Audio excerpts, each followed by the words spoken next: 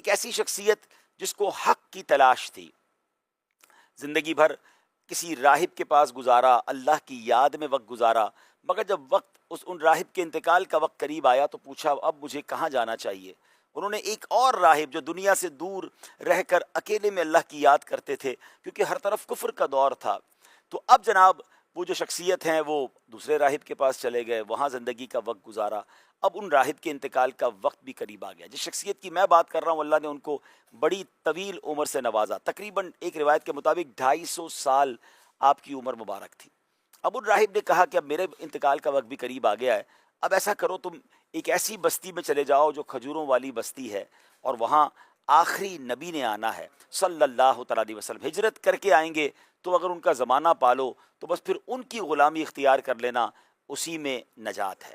اب ہوا ایسے کہ معلوم کیا تو وہ جو علاقہ تھا جہاں نبی پاک علیہ الصلوۃ والسلام کی ہجرت کے بارے میں بتایا گیا تھا، جس کو آج کے دور میں ہم مدینہ منورہ کہتے ہیں، وہ ان کے علاقے سے بہت دور تھا، پیسے نہیں تھے، ٹریول کیسے کرتے؟ پتہ چلا ایک قافلہ ہے جو اس بستی کی طرف جا رہا ہے، تو انہوں نے کہا پھر ایسا کرو مجھے بھی لے جاؤ۔ کہا کہ آپ کے پاس کیا سفر کے لیے اخراجات ہیں؟ اخراجات نہیں تھے۔ انہوں نے کہا ایسا کرو مجھے اپنا غلام ہی بنا لو۔ جی ناظرین، یہ کیسا سفر تھا زندگی کا کہ جس کے لیے انسان نے اپنے آپ کو ہی فروخت کر دیا کہ مجھے خرید لو، مجھے غلام بنا لو اور مجھے بس اس بستی میں پہنچا دو۔ سبحان اللہ، اس بستی میں پہنچ گئے، کھانے پینے کے لیے، گزر بسر کے لیے کھجوروں کو توڑا کرتے، باغ کی رکھوالی کرتے۔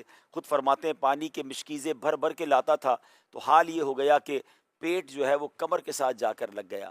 اور اب جناب ایک وقت آیا کہ خبر ملی کہ مسلمانوں کے آخری نبی علیہ السلام، یا ایک کوئی شخصیت ہے جو اللہ کا نام لیتے ہیں، اور وہ اس بستی میں آ چکے ہیں۔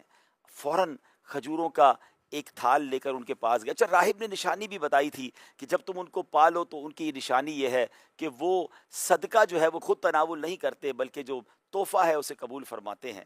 تو بہرحال وہ کھجوروں کا تھال لے کے ان کے پاس جاتے ہیں، پیش کرتے ہیں کہ حضور یہ صدقہ ہے، تو حضور علیہ السلام نے اپنے غلاموں کو کھلا دیا، ایک نشانی پوری ہو گئی۔ دوسرے دن پھر کھجوروں کا تھال لے کر جا کر پیش کرتے ہیں کہ حضور یہ ہدیہ ہے، یہ تحفہ ہے، تو سرکار دو عالم علیہ السلام نے اس میں سے کھجوریں تناول فرمائی۔ ایک نشانی اور بتائی گئی تھی کہ ان کی پیٹھ پر کبوتر کے انڈے کی طرح مہر ختم نبوت ہوگی۔ اللہ اکبر۔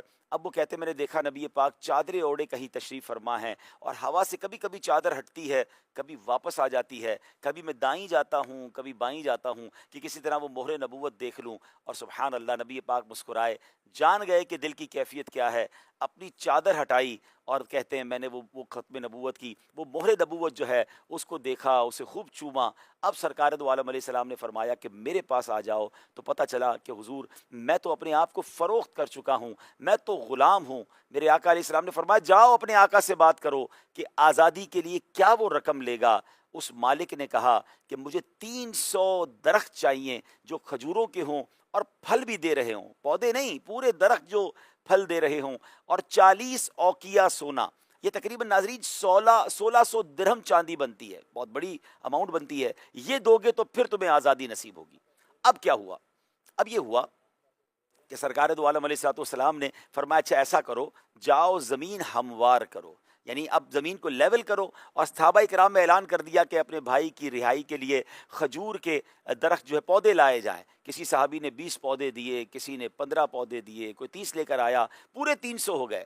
اللہ اکبر، یہ کیسے غلام مصطفیٰ ہیں کہ جن کی رہائی کے لیے میرے آقا علیہ السلام نے اپنے ہاتھوں سے ایک روایت کے مطابق پورے 300 پودے لگائے، اور ایک روایت کے مطابق 299 پودے نبی پاک نے لگائے، ایک پودا حضرت عمر فاروق رضی اللہ تعالی عنہ نے لگایا۔ مگر معجزہ مصطفیٰ، کمال مصطفیٰ دیکھیں کہ بتایا جاتا ہے کھجور کا درخت کئی سالوں کے بعد جا کر پراپر پھل دیتا ہے، مگر وہ صحابی کہتے ہیں کہ دیکھتے ہی دیکھتے درخت بڑا ہونے لگا اور پھل بھی کچھ دنوں میں دینے لگ گیا۔ میں اپنے آقا کے پاس گیا اور جا کر اسے 300 درخت دیے کہ یہ درخت تمہارے ہو گئے، اب تو مجھے آزاد کر دو۔